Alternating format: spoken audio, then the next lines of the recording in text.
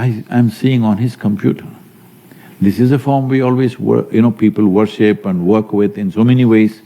I see this guy had it on his computer. I said, how did you get this? He said he's been working on simulating the Big Bang. Then I asked him a simple question.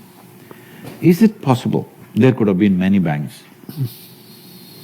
He did like that and then he said, possible. Then I said, if there are many bangs, see if you have an automobile, if you take off the manifold, you will see the engine will go bang, bang, bang, bang. If you throttle up, it'll roar. So I said, if there was a series of bangs, could it have been a roar? He said, why not? Possibly. I said, we've always been saying it's a roar, so we called the first form as the Rudra. Rudra means the one who roars. He roared. Like this, then we evolved many forms to describe this. This was Mahakala, this was Kala, this was Rudra, this is the first form, and then the many forms, how they came, there are various aspects to it. These things are not today, these things have been spoken millennia ago. How do they know all this? The simple thing is like this, if you look into this piece of creation, the whole creation is present in a footprint form. By looking at my footprint, suppose I walk through the garden, by looking at my footprint, you can measure my weight, my height, my gait. You can even guess how smart am I. Depending on how I navigate through spaces, you can see how smart you are. In this country, everybody's eulogizing this all the time. The Native Americans could read the footprint and they could read the tracks, how many people, what is happening, this, that, lot of detail into it, because the footprint leaves a whole lot of things. So in many ways, various aspects of this creation, you will never be able to see this through physical approach or even mental approach, because mind we see it as a physical projection. Mind is a little subtler projection of the body. So these things cannot be seen, but the footprint can be seen.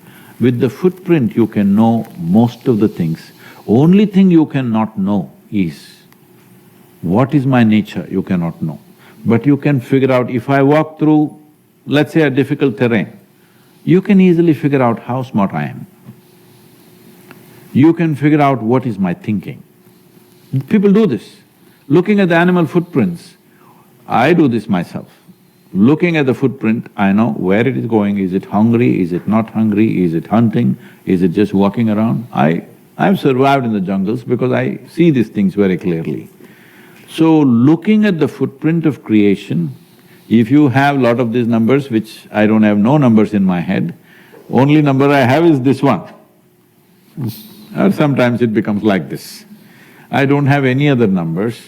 Because of that, I don't bother about that, but if you have all these numbers, if I show you the footprint, can you build a mathematical ladder to that?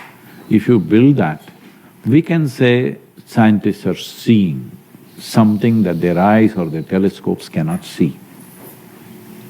Yes, but can I ask a follow-up question? Because one of the reasons cosmologists like myself like to invoke cyclic universes is because of the apparently miraculous fine-tunings of the physical constants which are required for life to arise. This is what's called the anthropic principle, that there are unexplained coincidences between the constants of physics which are required for observers to arise in the universe. And one of the explanations of this is that you have many cycles of the universe, expansion and recollapse, and every time you have a bounce, you change the constants. And so the idea is that many of these cycles are just empty, no mind, no consciousness. But every now and then the constants have the right values for consciousness to arise.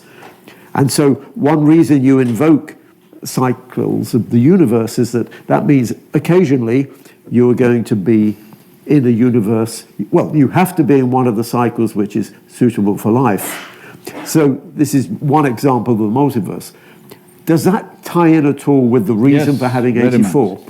See, this 84, how we are talking about it is, there are yogis who have done a whole lot of mathematics to it. I'm not one of them. I'm good by knowing it by my experience. I don't wish to write it on the blackboard. I don't have the competence, let me say that. Competence comes only when you care for something, otherwise you don't acquire those competences. So these 84, out of these 84, many have dissolved. Their bare, vague footprint is there, but they have dissolved. But the footprint is there in this. 21 of them have a little larger footprint. Oh. Out of these 21, 10 are almost non-physical. Non-physical, let's say. The remaining 11 are somewhat mildly physical, but the last 4 are reasonably physical. So, we see this number 21 as an important process. Whatever we want to do, we do it in 21 minutes, in 21 ways and all this, because these 21 still have a footprint.